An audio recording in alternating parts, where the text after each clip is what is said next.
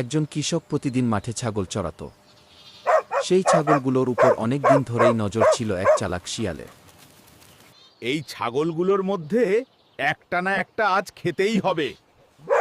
কিন্তু কৃষকের পোষা কুকুরের কারণে শিয়াল ছাগলের আশেপাশেও যেতে পারত না।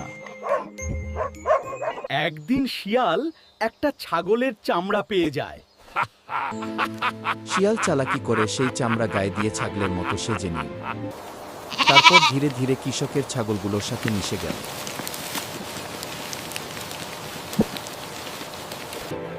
আজকে সবচেয়ে মোটা ছাগলটাকে খাবো। কৃষক ভুল করে শিয়ালকেই ছাগল ভেবে ব্যাপারীর হাতে তুলে দিল। ভাই ভাই একটা মোটা তাজা ছাগল লাগবে। ঠিক আছে এইটা নিয়ে যান। তারপর কসাই ছাগল মনে করে শিয়ালকে জবাই করে ফেলে।